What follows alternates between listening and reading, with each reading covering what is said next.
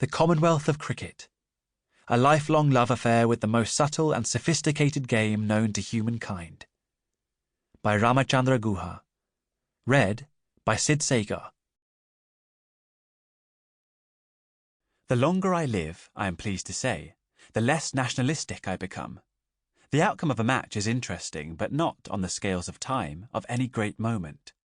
What is important is whether a particular contest gives to posterity a challenge that is accepted and won, or yields in classical technique an innings or a bowling effort that makes the game richer, so that the devotee can say years afterwards, with joy in his voice, "I saw that performance." Jack Fingleton. Chapter 1. Cricket in Paradise. I have no memories of the first cricket match I saw, yet I have heard so much about it since that I can write about it as if I did. The match was played at the cricket ground of the Indian Forest College, IFC, in Dehradun. The field was ringed to the south and the west by stately old beech trees. To the east were rows of probationers' hostels, built in red brick. On the ground's northern side ran a road, beyond which were officers' bungalows built in the style of Lutyens' Delhi. If one bowled or umpired from the southern end, as I often did in later years, one had a magnificent view of the Missouri hills rising to 7,000 feet and beyond. Dehradun is now the capital of the state of Uttarakhand and has 1 million and more residents. When I was born, in 1958, it was a small district town in Uttar Pradesh, notable for its beauty. It was set in a long, low valley, with the Sawalik Hills to its south and the Himalaya Mountains to its north. Its western border was defined by the Yamuna River, its eastern border by the Ganga, which the Yamuna eventually joined, several hundred miles into the plains. The district had large tracts of sal forests, rich in animal and bird life, interspersed with paddy fields and lychee orchards, and a whole clutch of government institutions. These included the Survey of India, the Indian Military Academy, and the Forest Research Institute, FRI.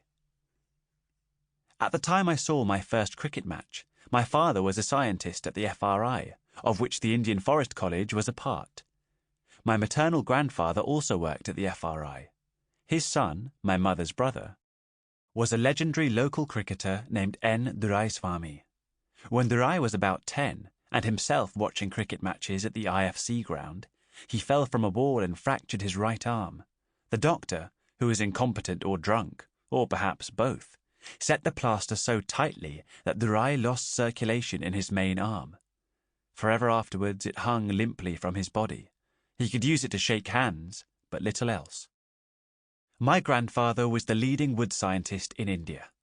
Unlike his father, Durai was an academic duffer, but a terrific sportsman. He played football, hockey, tennis, and squash to a decent level. The game he loved most was cricket. After his accident, Durai taught himself to bowl with his left hand, becoming an artful finger spinner. He was a useful lower-order batsman and, even with only one good arm, a superb fieldsman. The first cricket match I watched was played in 1962, when I was 4. It was the annual derby between the probationers of the Indian Forest College and the staff of the Forest Research Institute. The captain of the FRI team was my uncle Durai, eligible to play as the son of an officer. Durai had just then completed 3 years at St. Stephen's College in Delhi, where his cricketing mates included K.S. Indrajit Singh, later to keep wicket for India, as well as Prem Bhatia, Ramesh Dewan, and Bharat Avasthi, all to enjoy long and successful Ranji Trophy careers. This and subsequent chapters mention many first-class and test cricketers I saw, played with, or heard about. Their career records are available online for those who wish to follow up on them. In the 1961-2 college cricket season, Durai had taken the most wickets for his team. The season ended with the final of the Inter-College Championship, in which St. Stephen's played the university's law college. Law's team included Manmohan Sood, who had just played his first, and it turned out, last, test match, as well as Hanumant Singh, an elegant right-handed batsman then making loads of runs in first-class cricket, and who a few years thereafter was to score 100 on his test debut.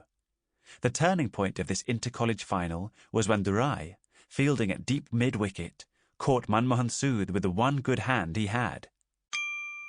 Sample complete. Ready to continue?